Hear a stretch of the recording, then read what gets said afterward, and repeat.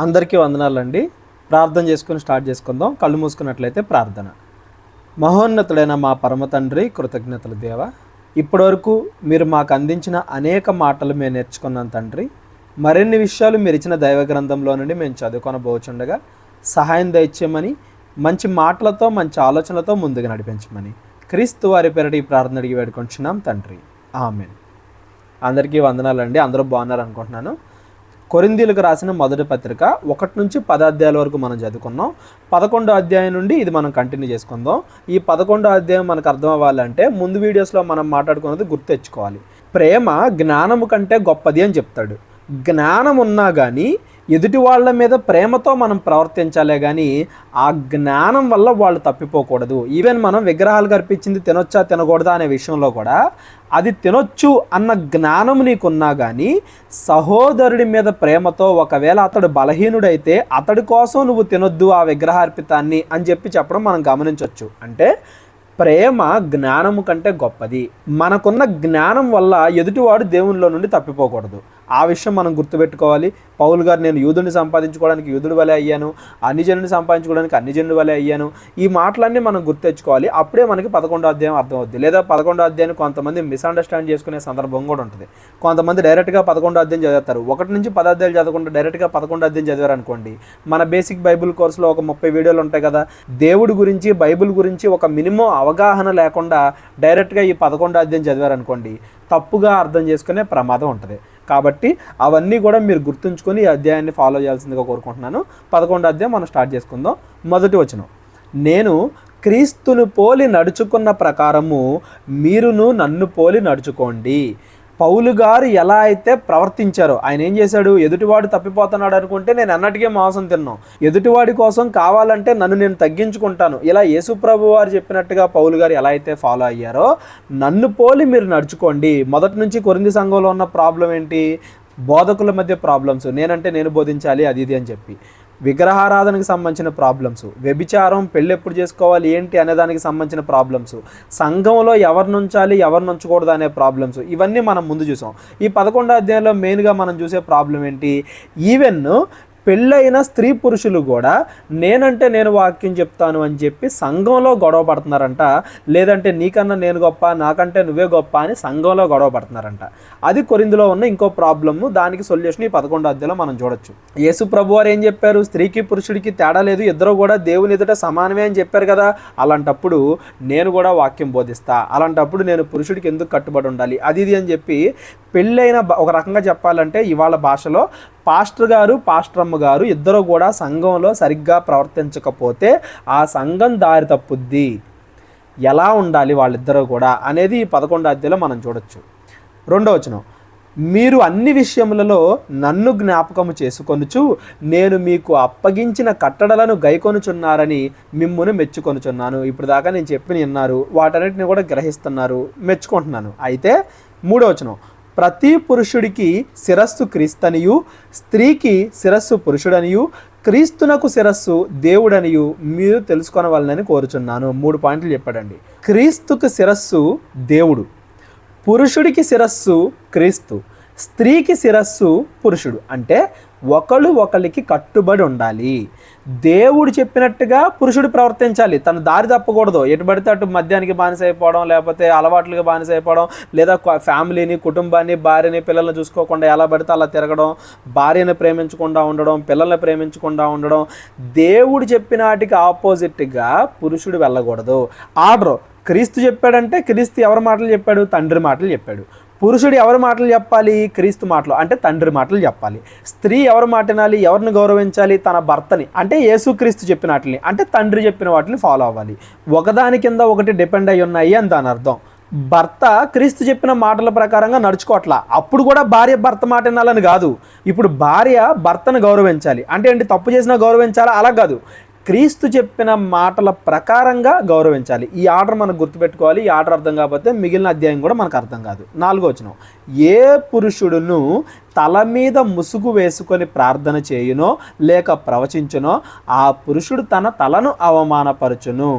ఏ స్త్రీ తన తల మీద ముసుగు వేసుకొనక ప్రార్థన చేయునో లేక ప్రవచించునో ఆ స్త్రీ తన తలను అవమానపరచును. ఏలయనగా అది ఆమెకు క్షౌరము చేయబడినట్టుగానే ఉండెను. అవమానం గురించి మాట్లాడుతున్నాడండి.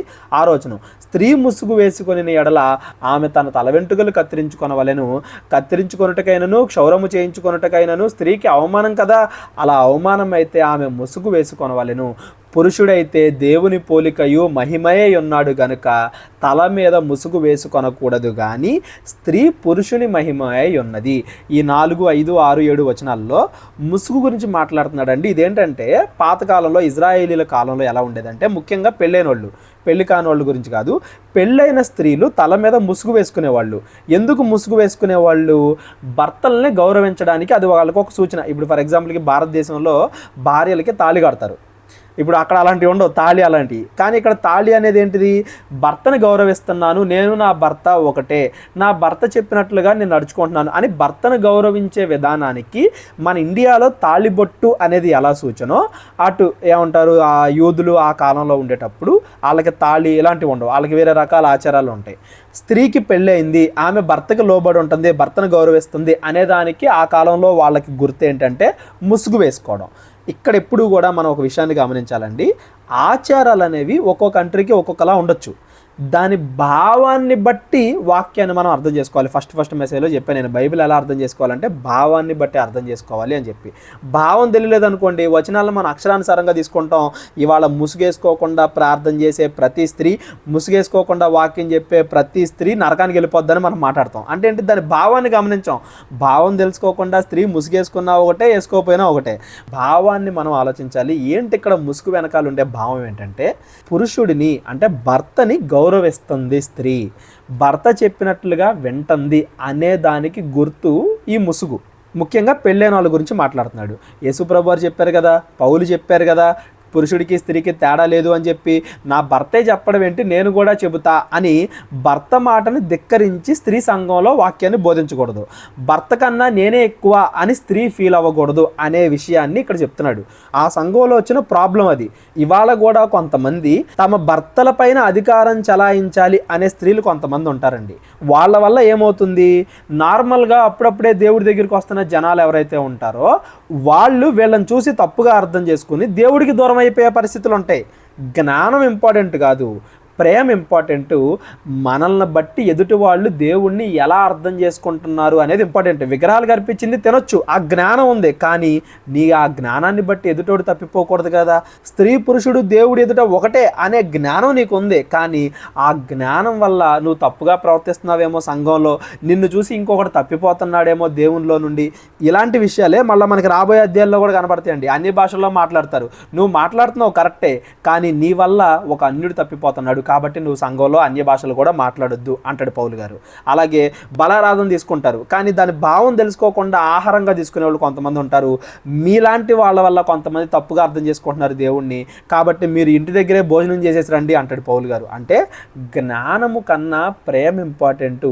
మనం ప్రవర్తించే ప్రవర్తనను బట్టి ఎదుటి వాళ్ళు దేవుడికి దగ్గర అవుతున్నారా దూరం అవుతున్నారా అనేది ఆలోచించుకోవడం ఇంపార్టెంట్.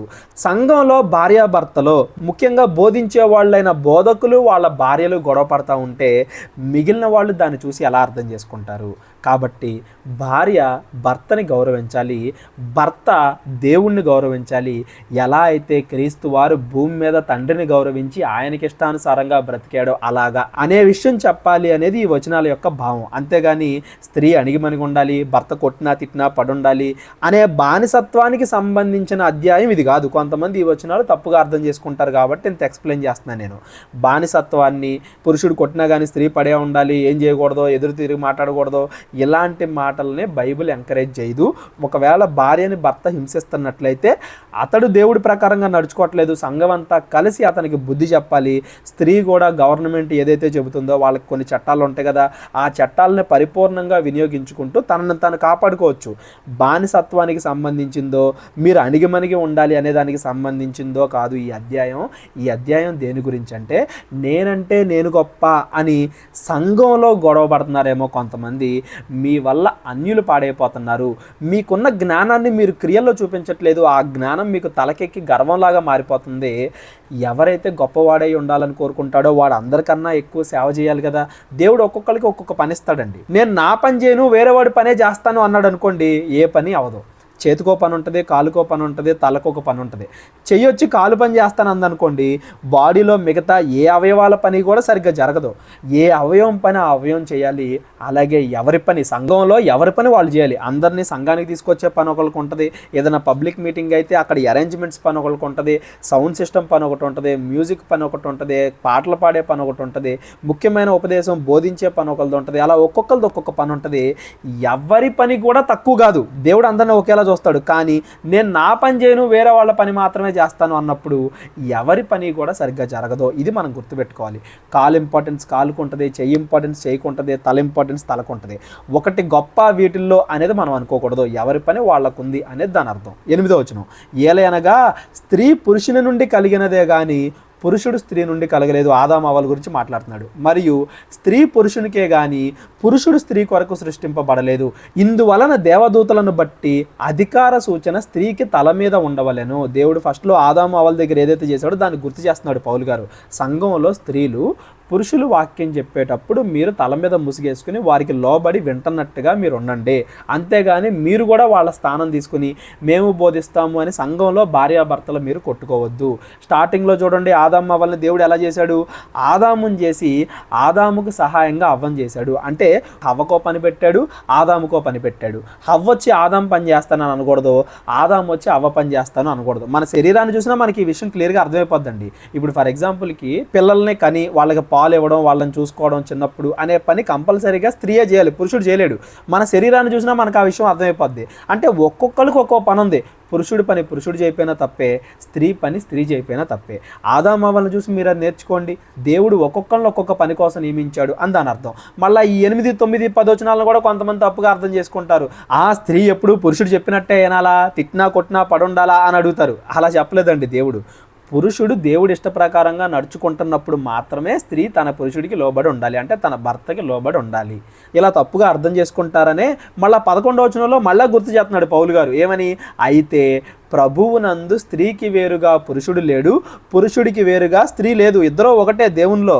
స్త్రీ పురుషుడి నుండి ఎలాగూ కలిగెనో అలాగే పురుషుడు స్త్రీ మూలముగా కలిగెను, కానీ సమస్తము దేవుని మూలముగా కలిగి ఉన్నవి. ఈ 12వ వచనం చాలా ఇంపార్టెంట్ అండి. మనం కన్ఫ్యూజ్ అవుతావేమోనని మరలా పౌలు గారు స్టేట్మెంట్ ఇస్తున్నారు అక్కడ. స్త్రీ పురుషుడి మూలంగా కలిగింది, పురుషుడు మళ్ళీ స్త్రీ మూలంగా కలిగాడు. ఆదాము హవ్వలను పక్కన పెట్టేసాం అనుకో, ఆ తర్వాత వచ్చిన పురుషులందరూ ఎలా వచ్చారు? వాళ్ళ అమ్మ గర్భాల్లో నుండే కదా. అంటే పురుషుడు స్త్రీ మూలంగా వచ్చాడు, స్త్రీ మళ్ళీ పురుషుడి మూలంగా వచ్చింది. భార్యాభర్తలు లేకపోతే పిల్లలు పుట్టరు కదా. ఇక్కడ దాని ఉద్దేశం ఏంటంటే తల్లి లేకపోయినా తండ్రి లేకపోయినా పిల్లలు కలగరు. ఎవరో ఒకళ్ళు గొప్ప ఒకళ్ళు తక్కువ అనేది దేవుడి దగ్గర లేదు. కానీ ఒక్కొక్కరికి ఒక్కొక్క పని ఉంది అని దాని అర్థం. ఇప్పుడు సామాన్యంగా సొసైటీలో తీసుకున్నాం అనుకో, స్త్రీ ఇంట్లో పని చూసుకుంటూ ఉంటుంది, పురుషుడు బయట స్త్రీకి కావాల్సినవి తెచ్చి పెడతా ఉంటాడు.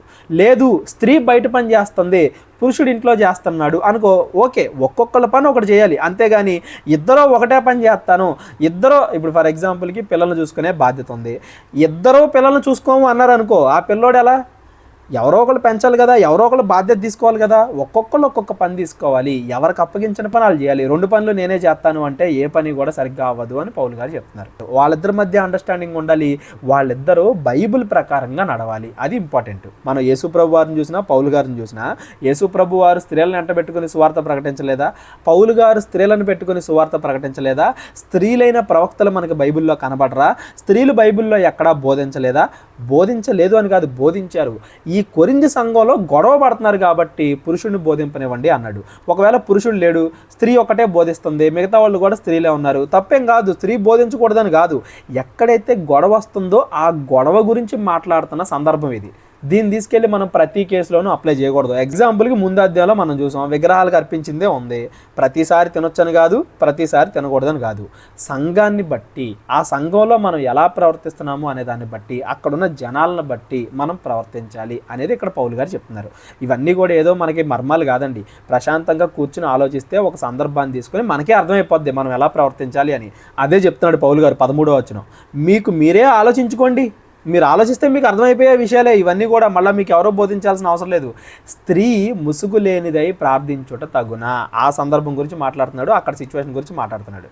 పురుషుడు తన తల వెంట్రుకలు పెంచుకొనుట అతనికి అవమానమని స్వభావ సిద్ధంగా మీకు తోచున్నది కదా. అంటే ఏంటి, మళ్ళీ మనం రోమిలికి రాసిన పత్రికలో చదువుకున్నాం, పురుషులు స్త్రీలాగా మారిపోతున్నారు, స్త్రీలు పురుషుల్లాగా మారిపోతున్నారు, ఏమన్నంటే మా ఇష్టం అంటున్నారని చదువుకున్నాం. ఇవాళ కూడా ఆపరేషన్లు చేయించుకుని పురుషులు స్త్రీలాగా మారిపోయే వాళ్ళు ఉన్నారు, స్త్రీలు పురుషుల్లాగా మారిపోయే వాళ్ళు ఉన్నారు, స్వభావానికి విరుద్ధంగా వాళ్ళు పాపం చేస్తున్నారు అని మనం చదువుకున్నాం. అలాంటి సందర్భాలకి స్టార్టింగ్ పునాదులు ఎక్కడ పడతాయంట, మేము మా ఇష్టం వచ్చినట్టుగా ఉంటాము అనే దగ్గర పడతాయి. అలాగే ఇక్కడ ఏం చేస్తున్నారంట, పురుషుడేమో తల వెంట్రుకలు పెంచుకుంటున్నాడంట, అది అతనికి అవమానం కదా, అది మీకు కూడా తోచున్నది కదా, అది స్వభావ సిద్ధం కాదు కదా. స్త్రీకి తల వెంట్రుకలు పైట చెంగుగా ఇవ్వబడెను, ఆమె తల వెంట్రుకలు పెంచుకొనుట ఆమెకు ఘనము. ఒక స్త్రీ ఎలా ఉండాలి, పురుషుడు ఎలా ఉండాలి, అపీరెన్స్ చెప్తున్నాడు. లేదు నేను స్త్రీలాగా ఉంటానని పురుషుడు, లేదు నేను పురుషుల్లాగా ఉంటానని స్త్రీ, ఎలా పడితే అలా ఉన్నారనుకోండి, సొసైటీలో ఒక క్రమం అనేది ఉండదు. ఒక క్రమం లేకపోతే అపవాది యొక్క భ్రమల్లో ఆటంకాల్లో పడిపోయే, పాపానికి దగ్గర అయిపోయే అవకాశాలు ఎక్కువ ఉంటాయి అనేది పౌలు గారు చెప్పాలనుకుంటున్న సందర్భం. ఇవన్నీ మనం ఏవో ఆజ్ఞల్లాగా తీసుకోకూడదండి, ఒక అడ్వైజ్ లాగా తీసుకుని మనం ఆలోచిస్తే మనకు అర్థమైపోద్ది ఏది రైటు ఏది తప్పు అనే విషయం. రిస్ట్రిక్ట్ చేయడం కాదు, అడ్వైజ్ ఇవ్వడం మనం చేయాలి. పౌలు గారు కూడా ఇక్కడ చేస్తుంది అదే. మీరే ఆలోచించండి, మీకు అర్థమైపోయింది కదా, ఇది స్త్రీ ఎలా ఉండాలి, పురుషుడు ఎలా ఉండాలి, వాళ్ళ స్వభావానికి విరుద్ధంగా వాళ్ళు ప్రవర్తించడం అనేది కరెక్ట్ కాదు కదా. 16వ వచనం, ఎవడైనాను కలహప్రియుడిగా కనబడిన ఎడల, అంటే దాని భావం తెలుసుకోకుండా నేను ఇలాగే ఉంటాను అని ఎవడన్నా ఉన్నాడు అనుకోండి, మాలోనైనను దేవుని సంఘములోనైనను ఇట్టి ఆచారము లేదని వాడు తెలుసుకొనవలెను. వరే బాబు, సంఘంలో ఇలాంటివి చేయకూడదు. దేవుడి ఇష్ట ప్రకారంగా బ్రతకాలి అనుకుంటున్న మనుషులు ఎవరో కూడా సొసైటీకి వ్యతిరేకంగా మా ఇష్టం వచ్చినట్టుగా మేము ప్రవర్తిస్తాం, ఎవడేమనుకుంటే నాకేంటి, ఇది నా లైఫ్, నా ఇష్టం వచ్చినట్టుగా ఉంటాను అని ఎవడో కూడా సంఘంలో వాడు అనుకోకూడదు. ఏదైనా తింటాను, ప్రతిదీ దేవుడు ఇచ్చిందే, ఏది తింటే నీకేంటి అని మనం అనుకోకూడదు. మన సహోదరుడు దేవుడిలో నుండి పక్కకి వెళ్ళిపోకూడదు అని మనం వాడి కొరకు కొన్ని కంట్రోల్ చేసుకోవాలి, మనం వాడి కొరకు కొన్ని రిస్ట్రిక్ట్ చేసుకోవాలి. సంఘంలో ఎవడో కూడా నా ఇష్టం అని అనకూడదు, కలహప్రియుడిగా ఉండకూడదు. అదే చెప్తున్నాడు. ఒకవేళ అలా ఎవడన్నా అన్నాడు అనుకో, ఇది మా సంఘానికి సంబంధించింది బాబు, నువ్వు ఇక్కడ ఉండనన్నావు అనుకో, నీ ఇష్టం వచ్చింది నువ్వు చేసుకో, సంఘంలో మాత్రం ఒక క్రమం ఉండాలి అనేది చెప్తున్నాడు పౌలు గారు. మరి ఇవాళ సంఘాల్లో కూడా స్త్రీలు ముసుగులు వేసుకునే ఉండాలా పెళ్ళైన వాళ్ళు అంటే లేదండి. భారతదేశ సంస్కృతి వేరు, మిగిలిన వాళ్ళది వేరు. వాళ్ళకి ఇష్టం అనుకోండి, అలాగా మేము తగ్గించబడుతున్నాం అనే ఫీల్ వస్తుంది, దాని భావాన్ని మేము తెలుసుకున్నాము అని ఎవరైనా ఇష్ట ప్రకారంగా వేసుకుంటే వేసుకోవచ్చు. అంతేగాని బలవంతంగా స్త్రీలు ముసుగేసుకునే ప్రార్థన చేయాలి అని మనం వాళ్ళ మీద రుద్దకూడదు. అలాగే భారతదేశ ఆచారాలు ఏంటివి, బొట్టు పెట్టుకోవడం అవ్వచ్చు, భార్యలు తాళి కట్టుకోవడం అవ్వచ్చు, వాటిని ఖచ్చితంగా తీసేయండి అని కూడా మనం చెప్పకూడదు. వాటిని తీసేసి మీరు సంఘంలోకి వస్తేనే దేవుడు మిమ్మల్ని ఆశీర్వదిస్తాడు అని మనం చెప్పకూడదు. అక్కడ ఆ కాలంలో యూదులకి ఎలా అయితే తలపైన ముసుగు ఆచారమో, ఇవాళ భారతదేశంలో ఉండే స్త్రీలకి నుదుటిపైన బొట్టు లేకపోతే తాళి, ఇవి కూడా ఆచారాలు. అవి మనం జస్ట్ స్త్రీ తన భర్తను గౌరవిస్తుంది, తన కుటుంబాన్ని కాపాడుకుంటుంది, ఆచారాలు అన్నట్టుగా మనం వాటిని వదిలేయాలే కానీ వాటిని ఇంకా డీప్గా ఆలోచించి మీరు ఇలా ఉంటేనే, మీరు అలా ఉంటేనే, మీరు బొట్టు పెట్టుకుంటేనే, మీరు ప్రసాదాలను తినకుండా ఉంటేనే అని మనం రూల్స్ పెట్టేయకూడదు. భావాన్ని ఎక్స్ప్లెయిన్ చేయాలి. పౌలు గారు కూడా ఇక్కడ మీరు ఇలాగే ఉండండి అలాగే ఉండండి రూల్స్ చెప్పట్లా, దాని వెనకాల ఉండే భావాన్ని వాళ్ళకి ఎక్స్ప్లెయిన్ చేయడానికి ట్రై చేస్తున్నాడు. ఆ భావం ఎవరన్నా గ్రహించకుండా మేము ఇలాగే ఉంటాం అన్నారనుకోండి, సరేనమ్మా సంఘంలో ఇలా ఉండకూడదు, బయటికి వెళ్ళండి మీ ఇష్టం, మీరు సంఘానికి అర్హులు కాదు అని చెప్పాలి. ఆల్రెడీ మనం ముందు అధ్యాయంలో అలాంటిది ఒకటి చదువుకున్నాం కదా, ఒకటి తన తండ్రి భార్యలతో వ్యభిచారం చేస్తున్నాడు, వాడిని ఇంకా మీరు సంఘంలో ఎందుకు ఉంచుతున్నారు, సంఘంలో ఎవడన్నా తప్పు చేస్తుంటే తప్పని చెప్పాలి, లేదు వాడు మానుకోకపోతే వాడిని సంఘంలో నుండి బయటికి పంపించేయాలి. అంతేగాని సంఘంలో మనం తప్పు చేయడాన్ని ఎంకరేజ్ చేయకూడదు. స్త్రీలు తమ స్వాభావిక ధర్మాన్ని విడవకూడదు, పురుషులు తమ స్వాభావిక ధర్మాన్ని విడవకూడదు. లేదు నా ఇష్టం, నాకు ఇష్టం వచ్చిన బట్టలు వేసుకుంటా అని చెప్పి స్త్రీలు చిన్న బట్టలు వేసుకుని సంఘంలో కూర్చున్నారనుకోండి, దాన్ని మనం ఎంకరేజ్ చేయగలమా? అలాంటివి చేయకూడదు. సంఘానికి ఒక క్రమం ఉండాలి, సంఘానికి ఒక పద్ధతి ఉండాలి. ఆ పద్ధతి లేకుండా సంఘంలోనే ఒకరికి విరోధాలు వస్తున్నట్లయితే సంఘం అంతా కలిసి కూర్చుని కొన్ని విషయాలు మాట్లాడుకోవాలి, కొన్ని రూల్స్ పెట్టుకోవాలి. అది పౌలు గారు ఇక్కడ చేస్తుంది. అవి మళ్ళా దేవుడి ఆజ్ఞలకి వ్యతిరేకంగా ఉండకూడదు, అవి మళ్ళా స్త్రీలని అణిచివేసేలాగా ఉండకూడదు. పాతకాలంలో స్త్రీలని అణిచివేసే సందర్భాలు కొన్ని ఉంటే యేసు ప్రభు వారు వచ్చి మీకు ఇష్టం వచ్చింది చేయండి, మీరు పెళ్లి చేసుకోవద్దు అనుకుంటున్నారా, ఏ పురుషుడి కింద మీరు బతకొద్దు అనుకుంటున్నారా, మీరు ఇండివిజువల్గా ఉండండి, మీకు ఆ అధికారం కూడా ఉంది అని దేవుడే కదా చెప్పింది. ఒకడు బానిసగా ఎవరిని చేసుకోకూడదని బానిసత్వాన్ని వ్యతిరేకించింది, ఆ బానిసత్వాన్ని తీసేసింది యేసుప్రభు వారి శిష్యులు, యేసుప్రభు వారి బోధలే కదా. మనం మళ్ళా ఆడవాళ్ళను కానీ లేదంటే సంఘంలో పేదవారిని కానీ అణిచివేసే రూల్స్ పెట్టుకోకూడదు. ఒకవేళ అణిచివేసే రూల్స్ ఏమైనా ఉంటే వాటిని సంఘం తీసేయాలి. గౌరవించుకోవడం ఉండాలి, ఒకరి ఎడల ఒకరు లోబడడం ఉండాలి. మన క్రియల వల్ల మన జ్ఞానం వల్ల వేరే వాళ్ళు దేవుడికి దూరం అవ్వకూడదు. ఇలాంటి విషయాలు సంఘంలో ఖచ్చితంగా ఉండాలి. ఈ వచనాలన్నీ కూడా మన బైబిల్ కోర్సు 30 మెసేజెస్ ఏవైతే ఉన్నాయో అవి విన్న వాళ్ళకి, ఈ ముందు అధ్యాయాలు 1 నుంచి 10 అధ్యాయాలు విన్న వాళ్ళకి క్లియర్గా అర్థమవుతాయి. ఎవరికన్నా అర్థం కావట్లేదంటే మాత్రం దయచేసి కాల్ చేయండి, కాల్ చేసి మీ డౌట్స్ అన్నీ క్లియర్ చేసుకోండి.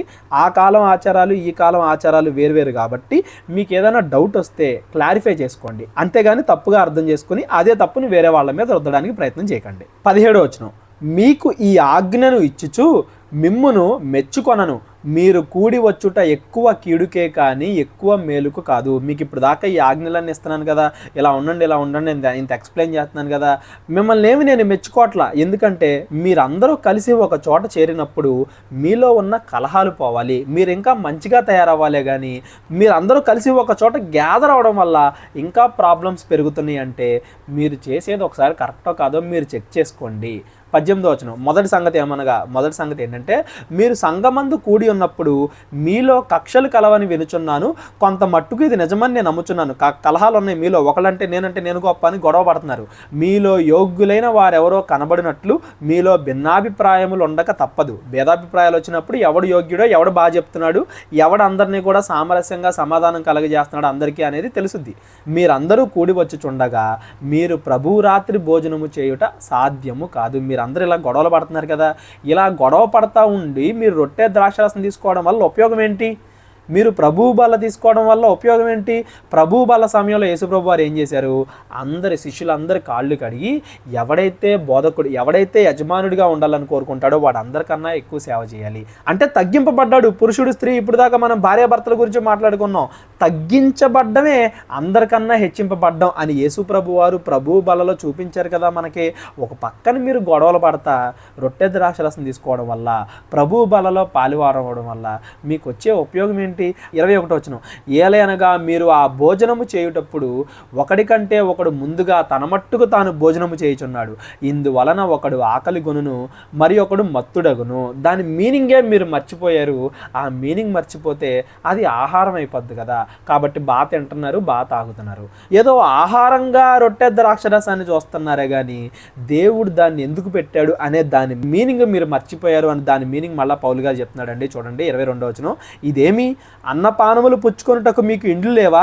దేవుని సంఘమును తిరస్కరించి పేదలను సిగ్గుపరచుదురా? మీతో ఏమి చెప్పుదును? దీన్ని గూర్చి మిమ్మల్ని మెచ్చుదునా? మెచ్చను. అంటే ఆహారంగా ఇవాళ కూడా కొంతమంది ఆహారంగా తీసుకుంటున్నారు దాన్ని, ఆ రొట్టెని ద్రాక్షరసాన్ని. అదేం ఆహారం కాదండి, దానికి ఇంకా గొప్ప పర్పస్ ఉంది. ఆ పర్పస్ ఏంటో కింద చెప్తాడు. అలా ఆహారంగా తీసుకోవడం అనేది కరెక్ట్ పద్ధతి కాదు. 23వ వచనం, నేను మీకు అప్పగించిన దానిని ప్రభువు వల్ల పొందితిని, ప్రభువైన యేసు తాను అప్పగింపబడిన రాత్రి ఒక రొట్టెని ఎత్తుకొని కృతజ్ఞతాస్తుతులు చెల్లించి దానిని విరిచి, ఇది మీ కొరకైన నా శరీరము, నన్ను జ్ఞాపకము చేసుకొనుటకై దీన్ని తినడని చెప్పాను. ఆ ప్రకారమే భోజనమైన పిమ్మట ఆ పాత్రను ఎత్తుకొని, ఈ పాత్ర నా రక్తం వలనైన కొత్త నిబంధన, మీరు దీనిలోని త్రాగునప్పుడల్లా నన్ను జ్ఞాపకము చేసుకొనుటకై దీన్ని చేయడని చెప్పాను. మీరు ఈ రొట్టెను తిని ఈ పాత్రలోని త్రాగునప్పుడల్లా ప్రభువు వచ్చు వరకు ఆయన మరణమును ప్రచురించుదురు. అంటే ఏంటి? యేసు ప్రభు వారిని జ్ఞాపకం చేసుకోవడానికి ఆ రొట్టె ద్రాక్షరసం అనేది తీసుకుంటున్నాం. ఆయన శరీరానికి ప్రతిగా రొట్టె, ఆయన రక్తానికి ప్రతిగా ద్రాక్షరసాన్ని తీసుకుంటున్నామే కానీ అది ఆహారం కాదు. మీరు ఆ మీనింగ్ మర్చిపోయారు. ఆ మీనింగ్ మర్చిపోయి దాన్ని ఆహారంగా తీసుకుంటున్నారు కాబట్టి మీలో కలహాలు వస్తున్నాయి. నేనంటే నేను గొప్ప అని గొడవ పడుతున్నారే. యేసు ప్రభుని ఒకసారి జ్ఞాపకం చేసుకోండి. ఆయన భూమి మీద ఉన్నప్పుడు ఆయన గొప్పగా ఉండడానికి ప్రయత్నించాడా? అందరికంటే దాసుడిగా ఉండడానికి ప్రయత్నించాడా? ఆయన రాజులాగా ఉండడానికి భూమి మీదకి వచ్చాడా? సేవ చేయడానికి భూమి మీదకి వచ్చాడా? ఆయన్ని జ్ఞాపకం చేసుకోవడం అంటే ఆయన లక్షణాలు జ్ఞాపకం చేసుకోవడమే కదా. ఆయన్ని జ్ఞాపకం చేసుకోవడం అంటే ఆయన బ్రతికినట్టుగా మనం బ్రతకడమే కదా. మీరు ఆ మీనింగ్ మర్చిపోయారు కాబట్టి మీరు ఇష్టం వచ్చినట్టుగా ప్రవర్తిస్తున్నారు, ఆహారంగా దాన్ని తీసుకుంటున్నారు. కాబట్టి ఎవడు అయోగ్యముగా ప్రభు యొక్క రొట్టె తినునో లేదా ఆయన పాత్రలోని త్రాగునో వాడు ప్రభు యొక్క శరీరమును గూర్చి రక్తమును గూర్చి అపరాధి అగును. కేవలం ఇది ప్రభు రొట్టె ద్రాక్షరసం గురించి మాత్రమే కాదండి. వాక్యాన్ని ప్రకటించేది ఎదుటి వాళ్ళు మనసు మార్చుకొని దేవుడికి దగ్గర అవుతారు అని. నేను గొప్పగా కనబడాలి కాబట్టి అని నేను వాక్యం ప్రకటిస్తాను అనుకోండి, అప్పుడు కూడా నేనేమవుతాను? అపరాధి, అంటే పాపిని అవుతాను. దేవుడి పనిని జనాలకి నేను సేవ చేస్తున్నాను అనుకుని చేయడం వేరు, నేను అందరికంటే గొప్పవాడిని అని నిరూపించుకోవడానికి చేయడం వేరు. ఒకడు పాపి అవుతాడు, ఇంకొకడు గొప్పవాడు అవుతాడు. తను తాను తగ్గించుకున్నవాడు హెచ్చింపబడతాడు, హెచ్చించుకోవాలి అనుకునేవాడు తగ్గించబడతాడు. పైన చెప్పిన స్త్రీ పురుషులు అది కేవలం భార్యాభర్తలకు మాత్రమే సంబంధించింది కాదండి. ఒక బోధకుడు ఉన్నాడు, ఆ బోధకుడి కింద శిష్యుడు ఉన్నాడు. వాళ్ళిద్దరు కూడా ఎలా ఉండాలి? ఒకళ్ళు ఇంకొకళ్ళని గౌరవించాలి, ఒకళ్ళ మాట ఇంకొకళ్ళు వినాలి. ప్రతిదానికి సంబంధించిందండి. అది కేవలం భార్యాభర్తలు స్త్రీ పురుషులకి మాత్రమే సంబంధించింది కాదు. వాళ్ళని ఎగ్జాంపుల్గా తీసుకుని చెప్పాడు పౌలు. మళ్ళీ భార్య భర్తకి ఎలా అయితే లోబడద్దో పురుషుడు కూడా క్రీస్తుకు లోబడాలి, దేవుడికి లోబడాలి. దేవుడి ఎదుట మోకరించి మనం ప్రార్థన చేస్తాం. రూల్ అదేమన్నా కాదు. మనం మోకరించడం అనేది మన యొక్క వినయాన్ని తెలిపే ఒక ప్రక్రియ. ప్రార్థన చేసేటప్పుడు కళ్ళు మూసుకుని ప్రార్థన చేస్తాం. రూలా కళ్ళు మూసుకుంటేనే దేవుడు వింటాడా? కాదు. అది మన కాన్సన్ట్రేషను, మన వినయానికి గుర్తు. అలాగా ముసుగు అనేది ఒక గుర్తు, ఇవాళ తాళిబొట్టు అనేది గుర్తు, ఇవాళ పలానా వేరేది అనేది గుర్తు. దాని భావాలు వాక్య ప్రకారంగా ఉండాలే కానీ మనుషులు కల్పించిన పద్ధతులు దైవోపదేశాలను నమ్మి ఆ భావాన్ని తీసేసి వేరే భావాన్ని పెట్టుకుని మనం గనక వాటిని పాటిస్తే మనం పాపులు అవుతాము అని చెప్తున్నాడు. యేసుప్రభు వారు రొట్టె ద్రాక్షరసానికి పెట్టిన భావం ఆయన యొక్క జీవితాన్ని, ఆయన మరణ పునరుద్ధాలని, ఆయన శరీరాన్ని, ఆయన రక్తాన్ని జ్ఞాపకం చేసుకోవడం, మనం అలా బతకడం. ఆ భావాన్ని తీసేసి అందరూ కలిసి హ్యాపీగా భోజనం చేయడానికి దేవుడు పెట్టాడు అని మనం వేరే భావాన్ని తీసుకొచ్చి అక్కడ పెట్టామనుకోండి, అప్పుడు ఇది వేస్ట్ అయిపోద్ది. సేమ్ అలాగే ముసుగు వేసుకోవాలి అనేదానికి వెనకాల భావం స్త్రీ తన భర్తను గౌరవిస్తుంది అనేదానికి. ఆ భావాన్ని తీసేసి అణిగిమణిగి ఉండడం అని ఇంకో భావాన్ని పెట్టారనుకోండి, మీరు ఆ ముసుగేసుకోవడం అనేదానే తప్పైపోద్ది. భావాన్ని తీసేస్తే మనం చేసే పని తప్పైపోద్ది, మనం అపరాధి అవుతాము. అయోగ్యముగా అంటే దాని భావం తెలుసుకోకుండా ఏ పని చేసినా, రొట్టె ద్రాక్షరసమైనా ఏదైనా, ఈవెన్ బాప్తిసం అయినా కానీ, బాప్తిసం ఎందుకు తీసుకోవాలో తెలుసుకోకుండా కొంతమంది తీసుకుంటారు. అలా తీసుకుంటే ఏమవుతారు? వాళ్ళు పాపులు అవుతారు. బాప్తిసం తీసుకునేది మనం పరిశుద్ధులు అవడానికి, కానీ పెళ్లి కోసమో డబ్బు కోసమో తీసుకుంటే మనల్ని మనం పాపులుగా చేసుకుంటున్నాం, అయోగ్యంగా దాన్ని తీసుకుంటున్నాం. కాబట్టి మనం అపరాధులు అవుతాం. ఈ వచనాన్ని ప్రతి చోట మనం అప్లై చేయొచ్చు. నెక్స్ట్ 28వ వచనం, కాబట్టి ప్రతి మనుషుడు తన్ను తాను పరీక్షించుకొనవలెను, అలాగు చేసి ఆ రొట్టెను తిని ఆ పాత్రలోని త్రాగవలెను. ఎప్పుడు ఎదుటోళ్ళతో కంపారిజన్ కాదు, మనం ఎలా ఉన్నామో మనల్ని మనం పరీక్షించుకోవాలి. అలా పరీక్షించుకొని యేసు ప్రభుతో మనం కంపేర్ చేసుకోవాలి. అది రొట్టె ద్రాక్షరసం అంటే. అప్పుడు మనం ఇంకా ఎంత ఎదగాలి విశ్వాసంలో అనేది మనకు తెలిసింది. 29వ వచనం, ప్రభువు శరీరమని వివేచింపక తిని తాగువాడు తనకు శిక్షావిధి కలుగజేసుకొనుటకే తిని తాగుచున్నాడు. ఇందువలన మీలో అనేకులు బలహీనులు రోగులనై ఉన్నారు, చాలా మంది నిద్రించుచున్నారు. నిద్ర అంటే ఏ నిద్ర? రాత్రిపూట నిద్రపోతామే ఆ నిద్ర కాదండి. వాక్యము అనే వెలుగు లేకుండా చీకటిలో వాళ్ళు బ్రతుకుతున్నారు అని దాని అర్థం.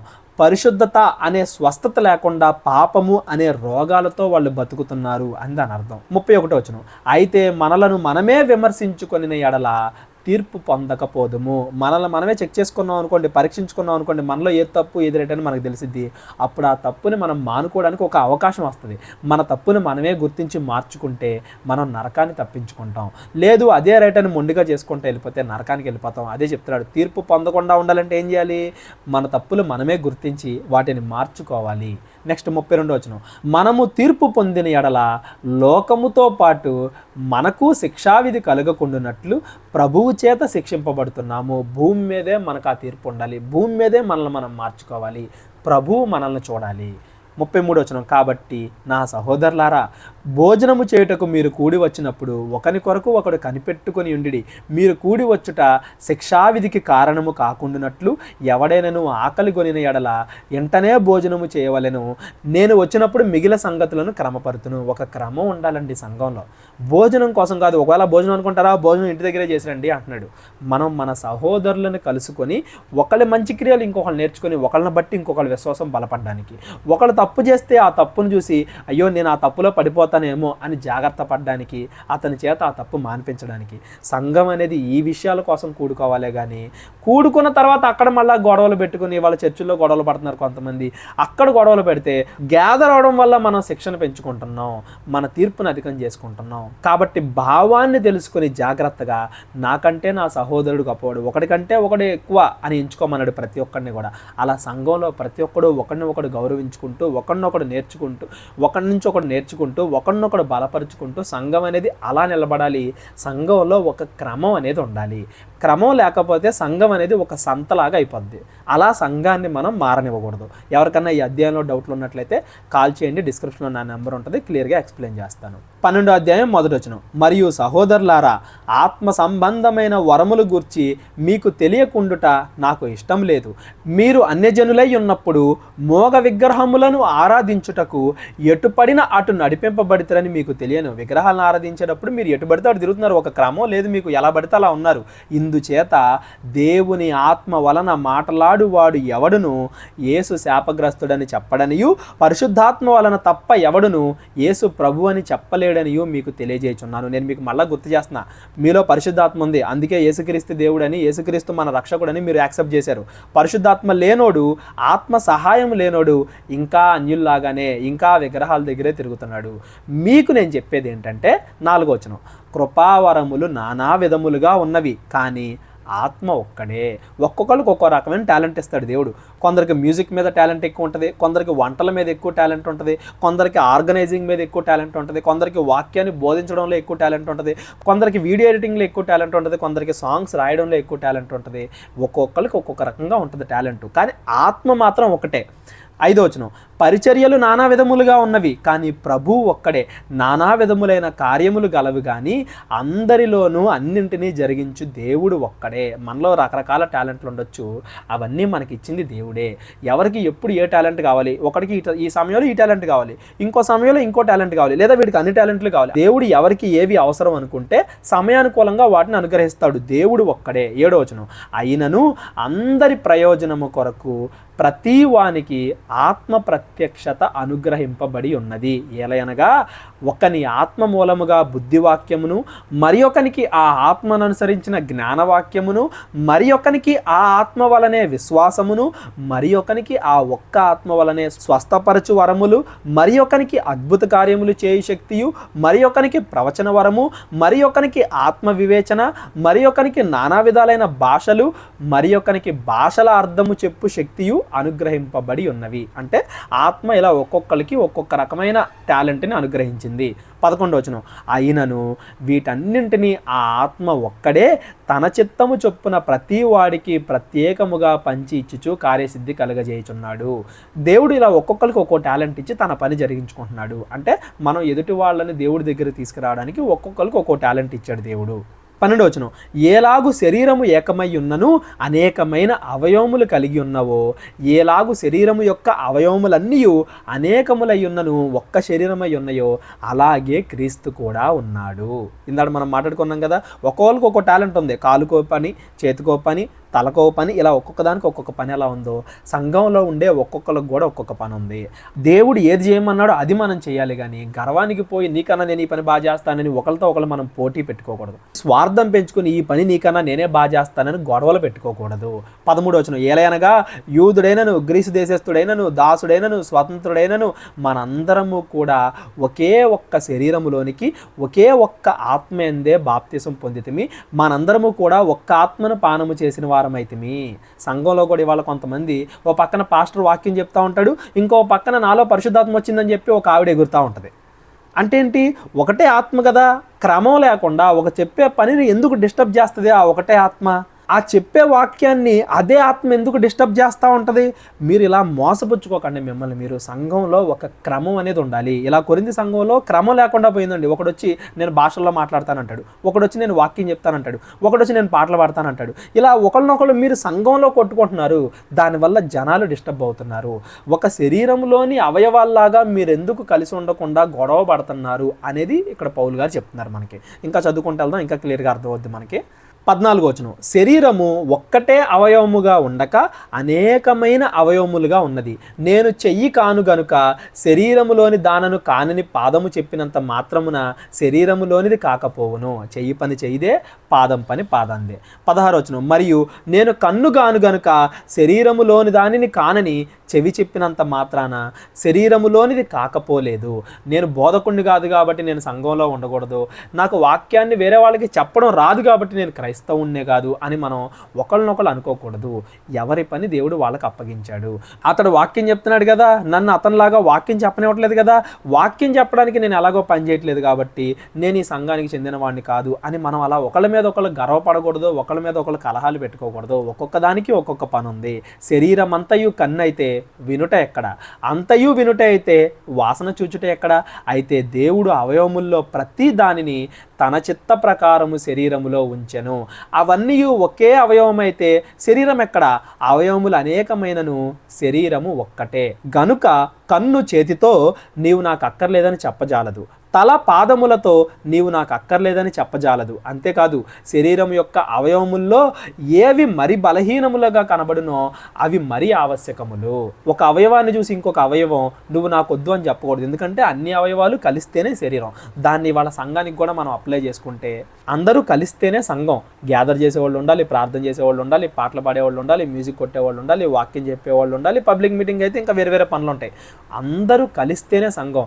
ఒకళ్ళు బోధించట్లేదు కాబట్టి వాళ్ళని తక్కువగా చూడడం, ఒకళ్ళు పాటలు పాడుతున్నారు కాబట్టి వాళ్ళని తక్కువగా చూడడం, ఇలాగా డిఫరెంట్గా మనం ఆలోచించొద్దు. అంతా కలిస్తేనే శరీరం అని దేవుడు చెప్తున్నాడండి. సంఘం అనేది కలిసి ఉండాలి. ఒకళ్ళ మీద ఒకళ్ళు భేదాలు పెట్టుకోకూడదు, కలహాలు పెట్టుకోకూడదు, గొడవలు పెట్టుకోకూడదు. ఒకళ్ళ మీద ఒకళ్ళు ప్రేమ చూపించాలి. ఇంకా దానికి ఇంకో ఎగ్జాంపుల్ చెప్తున్నాడు. అదొకటే కాదు, శరీరం యొక్క అవయవములలో ఏవి మరి బలహీనములుగా కనబడినో అవి మరింత ఆవశ్యకములు. ఉదాహరణకి కాలుకి ఏదో దెబ్బ తగిలింది, శరీరం అంతా కలిసి ఆ కాలు యొక్క దెబ్బ త్వరగా మానిపోవాలి అని నోరు ఆహారం వేరే రకమైనది తీసుకుంటుంది, చెయ్యి ఆ కాలుకి సేవ చేస్తూ ఉంటుంది.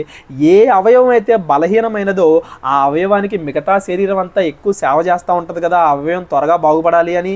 సంఘం కూడా, సంఘములో ఎవరైతే బలహీనంగా ఉంటారో వాళ్ళ మీద ఎక్కువ కాన్సన్ట్రేషన్ చేసి వాళ్ళని బలపరచాలి అని కూడా చెప్తున్నాడండి. 23వ వచనం, శరీరములో ఏ అవయవములు ఘనత లేనివని తలంతుమో ఆ అవయవములను మరి ఎక్కువగా కనపరచుచున్నాము. సుందరములు కాని మన అవయవములకు మరి ఎక్కువ సౌందర్యము కలుగును. సుందరములైన మన అవయవములకు ఎక్కువ సౌందర్యం అక్కర్లేదు. బాగానే ఉంటుంది, ఒక చెయ్యి బాగానే ఉంది, ఆ చెయ్యికి ఎక్కువ సేవ అవసరంలా. ఒక కాలు బాగాలేదు, ఆ కాలుకి ఎక్కువ సేవ అవసరం. ఏదైతే బలహీనంగా ఉంటుందో, ఏదైతే ఘనహీనంగా ఉంటుందో మిగిలిన సంఘమంతా కలిసి అక్కడ కాన్సన్ట్రేట్ చేసి ఆ విశ్వాసుల్ని బలపరచాలి. అలా బలహీనంగా ఉన్న విశ్వాసుల్ని బలపరిచి బలమైన శరీరంలో మళ్ళా మామూలుగా ఉండేలాగా మనం కలుపుకోవాలి. కానీ బలహీనమైంది కాబట్టి నువ్వు వద్దు అని కాలుతో చెయ్యి చెప్తుందా? బలహీనమైన చెయ్యి కాబట్టి నువ్వు నాకు వద్దు అని చేత్తో కాలు చెప్తుందా? అలా సంఘంలో బలహీనమైన వాళ్ళని నువ్వు మాకు వద్దు అని చెప్పకూడదు, కానీ బలపరిచి మనం సంఘంలో కలుపుకోవాలి. అది ఇక్కడ పౌలు గారు చెప్తున్నారు. 25వ వచనం, అయితే శరీరములో వివాదము లేక అవయవములు ఒకదాన్నొకటి ఏకముగా పరామర్శించుకొనులాగున దేవుడు తక్కువ దానికే ఎక్కువ ఘనత కలుగజేసి శరీరమును అమర్చి ఉన్నాడు. కాగా ఒక అవయవము శ్రమపడినప్పుడు అవయవములన్నీ దానితో కూడా శ్రమపడును. ఒక కాలుకే దెబ్బ తగిలింది అనుకోండి, మిగిలిన బాడీ అంతా నాకు సంబంధం లేదన్నట్టు ఉంటుందా? శరీరం అంతా శ్రమపడుద్ది, దానితో కూడా శ్రమపడును. ఒక అవయవము ఘనత పొందినప్పుడు అవయవములన్నీ దానితో కూడా సంతోషించును. అటువలే మీరు క్రీస్తు యొక్క శరీరమై ఉండి వేరు వేరు అవయవములై ఉన్నారు. మరియు దేవుని సంఘములో మొదట కొందరిని అపోస్తులుగాను, పిమ్మట కొందరిని ప్రవక్తలుగాను, పిమ్మట కొందరిని బోధకులుగాను, అటు పిమ్మట కొందరిని అద్భుతములు చేయువారుగాను, తరువాత కొందరిని స్వస్థపరచు కృపావరము గలవారును, కొందరిని ఉపకారము చేయువారుగాను, కొందరిని ప్రభుత్వము చేయువారులాగాను, కొందరిని నానా భాషలు మాట్లాడువారులాగాను నియమించెను. అందరూ అపోస్తుల్లా? అందరూ ప్రవక్తలా? అందరూ బోధకులా? అందరూ అద్భుతములు చేయువారా? అందరూ స్వస్థతలు కృపావరములు గలవారా? అందరూ భాషలతో మాట్లాడుచున్నారా? అందరూ భాషల అర్థము చెప్పుచున్నారా? కృపావరముల్లో శ్రేష్టమైన వరమును ఆసక్తితో అపేక్షించుడి. మళ్ళీ ఆ వరాల్లో శ్రేష్టమైనవి ఉన్నాయా? శ్రేష్టమైనవి కూడా ఉన్నాయంట. అవి ఏంటో మళ్ళీ మనకి నెక్స్ట్ అధ్యాయంలో కనబడతాయి. ఒక్కొక్కరికి ఒక్కొక్క టాలెంట్ ఉన్నప్పుడు మన టాలెంట్ని దేవుని మహింపరచడానికి మనం ఉపయోగించాలే కానీ మనలో మనం విభేదాలు పెట్టుకోకూడదు. సంఘంలో ఒకరిని చూసి ఒకడు అసూయ పడకూడదు, ఒకటికంటే ఒకడు నేనంటే నేను గొప్ప అని గొడవ పడకూడదు అనేది ఈ అధ్యాయంలో మనకి చెప్తున్నాడు. ఇదిగాక సర్వోత్తమైన మార్గముని మీకు చూపుచున్నాను. ఏంటంటే ఆ మార్గం నెక్స్ట్ అధ్యాయంలో మనం చూద్దాం. నెక్స్ట్ కొరింథీయులకు రాసిన పత్రిక 13వ అధ్యాయం. మనుష్యుల భాషలతోనూ దేవదూతల భాషలతోనూ నేను మాట్లాడినను ప్రేమ లేని వాడినైతే మ్రోగెడు కంచును గణగణలాడు తాళమునై ఉందును. ప్రేమ జ్ఞానం కంటే గొప్పదని ముందు చదువుకున్నాం కదా. ప్రేమ స్వస్థతలు భాషల కంటే గొప్పదంటే అన్ని భాషలు నానా భాషలు మాట్లాడేవాళ్ళు వాళ్ళ సంఘంలో చాలామంది ఉన్నారు. వాటికంటే ప్రేమ గొప్పది. ఒకవేళ నీ అన్ని భాషల వల్ల నానా భాషల వల్ల ఒక విశ్వాసి లేదా ఒక అన్యజనుడు దేవుణ్ణి తప్పుగా అర్థం చేసుకుంటుంటే నువ్వు అవి మాట్లాడకపోయినా పర్వాలేదు అని పౌలు గారు చెప్తారు. ఈ అధ్యాయం మొత్తం క్లియర్గా చదువుకుందాం. 2వ వచనం. ప్రవచించు కృపావరములు కలిగి మర్మములన్నీయు జ్ఞానమంతయు ఎరిగిన వాడనైనను కొండలను పెకిలింపగల పరిపూర్ణ విశ్వాసము గలవాడనైనను ప్రేమ లేనివాడనైతే నేను వ్యర్థుడను. సమస్తం కూడా ప్రేమ కోసమే. వాక్యం అవ్వచ్చు, స్వస్థతలు అవ్వచ్చు, వరాలు అవ్వచ్చు, భాషలు అవ్వచ్చు, సమస్తము కూడా ప్రేమ కోసం. ప్రేమ లేకపోతే ఏ ఉన్నా వేస్టే కదా. 3వ వచనం. బేదల పోషణ కొరకు నా ఆస్తి అంతా ఇచ్చినను కాల్చబడుటకు నా శరీరమును అప్పగించినను ప్రేమ లేనివాడనైతే నాకు ప్రయోజనమేమీ లేదు. ప్రేమ దీర్ఘకాలము సహించును, దయ చూపించును. ప్రేమ మచ్చరపడదు. ప్రేమ డంబరముగా ప్రవర్తించదు. అది ఉప్పొంగదు, అమర్యాదగా నడుచుకొనదు, స్వప్రయోజనమును విచారించుకొనదు, త్వరగా కోపడదు, అహంకారమును మనస్సులో ఉంచుకొనదు, దుర్నీతి విషయమై సంతోషపడక సత్యమందు సంతోషించును, అన్నింటికీ తాళుకొనును, అన్నిటినీ నమ్మును, అన్నిటినీ నిరీక్షించును, అన్నింటినీ ఓర్చును. ప్రేమ శాశ్వత కాలముండును. ప్రవచనములైనను నిరర్ధకములగును, భాషలైనను నిలిచిపోవును, జ్ఞానమైనను నిరర్ధకమగును. ప్రేమ మాత్రం శాశ్వత కాలం నిలిచిద్దంటండి. ఇందులో ఒక్కొక్క వచనాన్ని మనం మాట్లాడుకోవాలి. ఒక్కొక్క పదాన్ని మాట్లాడుకోవాలంటే ఒక్కొక్క పదానికి మళ్ళీ ఇంకో గంట స్పెండ్ చేసుకుంటూ వెళ్ళాలి. ఇవన్నీ కూడా మనం తర్వాత ఆలోచిద్దాం. మనం ప్రస్తుతానికి ఒక ఆడియో బైబిల్లా చదువుకుంటూ వెళ్తున్నాం కాబట్టి మిగిలిన వచనాలు కూడా చదువుకుందాం. కానీ క్లియర్గా వీటన్నిటిని ఒక్కొక్క పదం ఎక్స్ప్లెయిన్ చేసుకుంటుంటే చాలా బాగుంటుంది. అవి మనం మిగతా వీడియోస్లోను సండే ప్రసంగాల్లోను అన్నింటిలోనూ మనం మాట్లాడుకుందాం. తర్వాత క్లియర్గా వాటిని ఎక్స్ప్లెయిన్ చేసుకుందాం. ఆ వీడియోలు కావాలంటే ఛానల్లో చూడండి, ఉంటాయి. నెక్స్ట్ 9వ వచనం. మనము కొంత మట్టుకు ఎరుగుదుము, కొంత మట్టుకు ప్రవచించుచున్నాము కానీ పరిపూర్ణమైనది వచ్చినప్పుడు పూర్ణము కానిది నిరర్ధకమగును. అంటే యేసుప్రభు వచ్చినప్పుడు ఇంకా ప్రేమ, పరలోకంలో ప్రేమ తప్ప మళ్ళీ భాషలు, అన్య భాషలు, స్వస్థతలు అలాంటివి ఏం అవసరం లేదు. అవి ఉండాల్సిన అవసరతే లేదు అసలు. ఫస్ట్ పరిపూర్ణమైనది వచ్చినప్పుడు ఇవన్నీ కూడా నిరర్ధకమవుతాయి. నేను పిల్లవాడినై ఉన్నప్పుడు పిల్లవాని వలె మాట్లాడి తిని, పిల్లవాని వలె తలంచి తిని, పిల్లవాని వలె యోచించి తిని, ఇప్పుడు పెద్దవాడినై పిల్ల చేష్టలు మానివేసి తిని, ఇప్పుడు అద్దములో చూచినట్టు సూచనగా చూచుచున్నాము, అప్పుడు ముఖాముఖిగా చూతుము, ఇప్పుడు కొంతమట్టిగా ఎరిగి ఉన్నాము, అప్పుడు నేను పూర్తిగా ఎరగబడిన ప్రకారము పూర్తిగా ఎరుగుదును. మహిమా శరీరం గురించి మాట్లాడుతున్నాడు. అప్పుడు మనకు అన్నీ విశదమవుతాయి, అన్నీ అర్థమవుతాయి అని చెప్తున్నాడు. 13వ వచనం. కాగా విశ్వాసము, నిరీక్షణ, ప్రేమ ఈ 3 నిలుచును. వీటిలో శ్రేష్టమైనది ప్రేమయే. పరలోకంలో నిలిచేది ప్రేమ మాత్రమే. ఎందుకు ఈ అధ్యాయం అంతా ప్రేమ గురించి చెప్పాడంటే భాషల కన్నా ప్రేమ ఎక్కువ ఇంపార్టెంట్ అని చెప్పాడు. అంటే భాషల వల్ల, అన్య భాషల వల్ల, నానా భాషల వల్ల, స్వస్థతల వల్ల సంఘంలో కొంతమంది దేవుడికి దూరం అయిపోతున్నారు. అన్యులు కొంతమంది దేవుడి దగ్గరికి రాలేకపోతున్నారు. ఈ కాలంలో కూడా ఇవాళ కొంతమంది దేవుడి సంఘాన్ని వీటిని బట్టి హేళన చేస్తున్నారు. ఇలాంటి కొన్ని విషయాలను బట్టి వాటిని గురించే మనకి నెక్స్ట్ అధ్యాయంలో మాట్లాడతాడండి. 14వ అధ్యాయం. ఈ అధ్యాయం చదివి వీడియో క్లోజ్ చేసుకుందాం. ప్రేమ కలిగి ఉండుటకు ప్రయాసపడుడి. వరాల కోసమో, స్వస్థతల కోసమో, భాషల గురించో కాదు, ప్రేమ కలిగి ఉండడం కోసం మీరు ప్రయాసపడండి. ఆత్మ సంబంధమైన వరములను ఆసక్తితో అపేక్షించుడి. ఏవి ఆత్మ సంబంధమైనవి, ఏవి శరీర సంబంధమైనవి అనే తేడా కూడా మనకు తెలియాలంట. ఆత్మ సంబంధమైన వాటిని అపేక్షించాలి.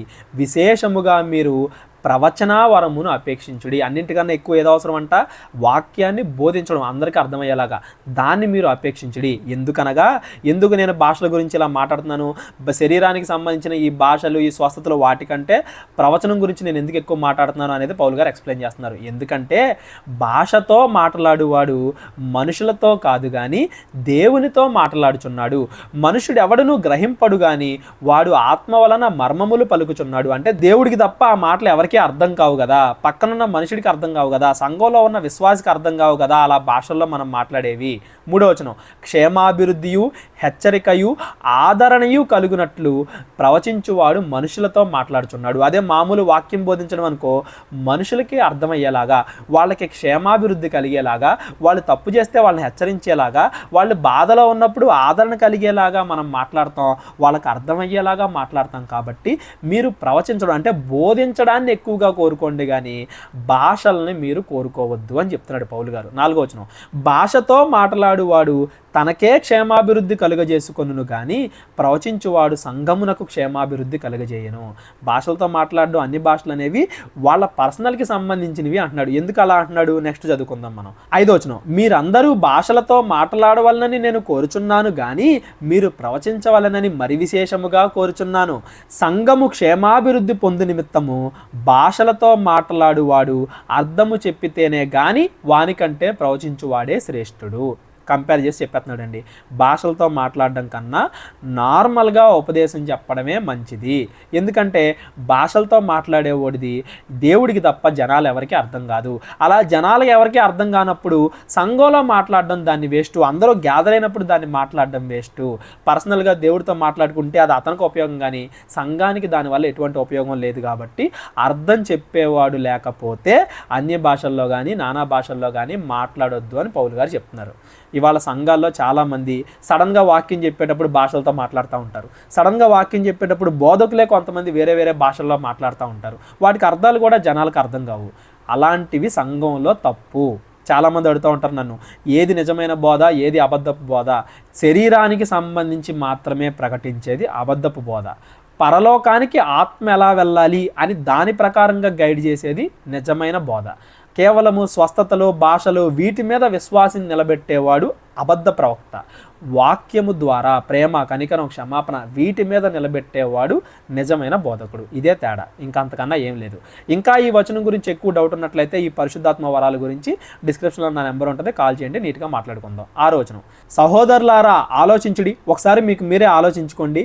భాషలతో మాట్లాడుచు నేను మీ వద్దకు వచ్చి, నేను మీ దగ్గరికి వచ్చి కేవలం భాషలే మాట్లాడాను అనుకోండి, సత్యము బయలుపరచబడవలననియు జ్ఞానోపదేశము చేయవలనని అయినను ప్రవచించవలనని అయినను బోధింపవలనని అయినను నేను మీతో మాట్లాడకపోయిన ఎడల నా వల్ల మీకు ప్రయోజనమేమి? నేను మీ దగ్గరికి వచ్చి సత్యం గురించి బోధించా, జ్ఞానం గురించి బోధించా, ప్రవచనాలు చెప్పాను. ఈ విషయాలన్నీ నేను మీతో చెప్పకుండా కేవలం మీ దగ్గరికి వచ్చి భాషలు మాట్లాడాను అనుకోండి, మీకు ఏమన్నా నా వల్ల ప్రయోజనం కలుగుద్దా? పిల్లన గ్రోవి కానీ వీణ కానీ నిర్జీవమైన వస్తువులు నాదమిచ్చినప్పుడు స్వరములలో భేదము కలుగజేయని ఎడల ఊదినదేదో మనకి ఎలాగూ తెలియను. భాషలతో మాట్లాడేవాడు ఏది పడితే అది మాట్లాడితే మనకి ఎలా తెలిసిద్ది అది కరెక్టో కాదో? అతడు ఏం మాట్లాడుతున్నాడో మనకి ఎలా తెలిసిద్ది? అతడు నిజంగా దేవుడితో మాట్లాడుతున్నాడో లేదా అతడు అబద్ధంగా యాక్టింగ్ చేస్తున్నాడో మనకి ఎలా తెలిసిద్ది? అర్థం చెప్పేవాడు లేకపోతే అది మనం ఎలా అర్థం చేసుకోగలుగుతాం? దానివల్ల మనకు ప్రయోజనం ఏముంది? 8వ వచనం, మరియు బోర స్పష్టము కాని ధ్వని ఇచ్చినప్పుడు యుద్ధమునకు ఎవడు సిద్ధపడును? ఒకవేళ నువ్వు ఏది పెడితే అది మాట్లాడితే దానివల్ల ఉపయోగం ఏంటి? 9వ వచనం, అలాగునే మీరు స్పష్టమైన మాటలు నాలుకతో పలికితేనే గాని పలికినది ఎలాగూ తెలియను? మీరు గాలితో మాట్లాడుచున్నట్టుందురు. మీరు దేవుడితో మాట్లాడుతున్నారో గాలితో మాట్లాడుతున్నారో అబద్ధం ఆడుతున్నారో ఎవడికి తెలిసిద్ది? లోకములో ఎన్నో విధములకు భాషలున్నను వాటిలో ఒకటైనను స్పష్టము కానిదై ఉండదు. అంటే ఏ భాషలో మాట్లాడినా ఆ భాష తెలిసినోడికి అది అర్థం అవుద్ది. మాటల అర్థము నాకు తెలియకుండిన ఎడల మాటలాను వానికి నేను పరదేశిగా ఉందును, మాట్లాడు వాడు నాకు పరదేశిగా ఉందును. ఏది పడితే అది మాట్లాడితే ఆడేం మాట్లాడుతున్నాడో మనకు అర్థం కాదు, మనం ఏమనుకుంటున్నామో వాడికి కూడా తెలియదు. మీరు ఆత్మ సంబంధమైన వరముల విషయమై ఆసక్తి గలవారు గనుక, అంటే అక్కడ ఉండేవాళ్ళు ఈ భాషల్లో మాట్లాడడాన్ని ఎక్కువగా కోరుకుంటున్నారు కాబట్టి సంఘమునకు క్షేమాభివృద్ధి కలుగు నిమిత్తము అవి మీకు విస్తరించినట్లు ప్రయత్నము చేయుడి. మీరందరూ కూడా కేవలం మాకు భాషలు కావాలి, మాట్లాడాలి, అన్య భాషలు, నానా భాషలని వాటినే ఎక్కువగా దేవుడిని అడుగుతున్నారు కదా. మీకు ప్రవచన వరం అనేది ఎక్కువ అవసరం. ఒకవేళ మీరు భాషలనే కోరుకుంటున్నారనుకో, 13వ వచనం, భాషలతో మాట్లాడు వాడు అర్థము చెప్పు శక్తి కలుగుటకై ప్రార్థన చేయవలెను. అర్థం చెప్పే శక్తిని వాళ్ళని కోరుకోండి దేవుణ్ణి. నేను భాషలతో ప్రార్థన చేసిన ఎడల నా ఆత్మ ప్రార్థన చేయను కానీ నా మనస్సు ఫలవంతముగా ఉండదు. ఆత్మ దేవుడితో మాట్లాడుతున్నట్టు ఉంటుంది కానీ నేను ఏం మాట్లాడుతున్నానో నాకు కూడా అర్థం కాదు కదా. అర్థం చెప్పేవాడు లేకపోతే జరిగే వినాశనాలు చెప్తున్నాడు పౌలు గారు ఇక్కడ. కాబట్టి ఆత్మతో ప్రార్థన చేతును మనసుతోనూ ప్రార్థన చేతును, ఆత్మతో పాడుదును మనసుతోనూ పాడుదును. అలా ఉండాలంటే ఏం చేయాలి? నార్మల్ భాషలో మాట్లాడాలి. లేని ఎడల నీవు ఆత్మతో స్తోత్రము చేసినప్పుడు ఉపదేశము పొందని వాడు నీవు చెప్పుదాన్ని గ్రహింపలేడు గనక నీవు కృతజ్ఞతాస్తుతులు చెల్లింపినప్పుడు ఆమెన్ అని వాడు ఎలాగూ పలుకును. అంటే నువ్వు చెప్పేది వాడికి ఎలా అర్థమవుద్ది? ఓకే, అలా జరగాలన్నాడు ఎలా కోరుకుంటాడు? నీవైతే బాగుగానే కృతజ్ఞతాస్తుతులు చెల్లించి ఉన్నావు కానీ ఎదుటివాడు క్షేమాభివృద్ధి పొందడు. ఇవాళ కూడా సంఘంలో ఎవరు నిజంగా భాషలు మాట్లాడుతున్నారో, ఎవరు అబద్ధంగా యాక్టింగ్ చేస్తున్నారో మనకు తెలీదు. అంతే కదండి. ఇప్పుడు కొంతమంది భాషలు లేవన్నావు అనుకో, భాషలు లేవంటావా అని వచ్చేస్తారు. లేదు ఉన్నాయి అన్నావు అనుకో, ఉన్నాయా అని వచ్చేస్తారు. మనకేంటంటే ఉన్నాయా లేవా అనేది ఇక్కడ పెద్ద క్వశ్చన్ కాదు. మనం ఏం చెప్పాలి అంటే, ఒకవేళ భాషలతో మాట్లాడుతున్నావు అనుకో, దానికి అర్థం చెప్పు. అర్థం చెప్పడం నీకు రాదా? సంఘంలో భాషలు మాట్లాడుకో, వెళ్ళి నీ రూమ్లో తలుపేసుకుని దేవుడితో మాట్లాడుకో అని చెప్పాలి. అదే పౌలు గారు ఇక్కడ చెప్తున్నారు. అర్థం చెప్పేవాడు లేకపోతే భాషలు మాట్లాడడం వల్ల సంఘంలో గలిబిలు వస్తుంది.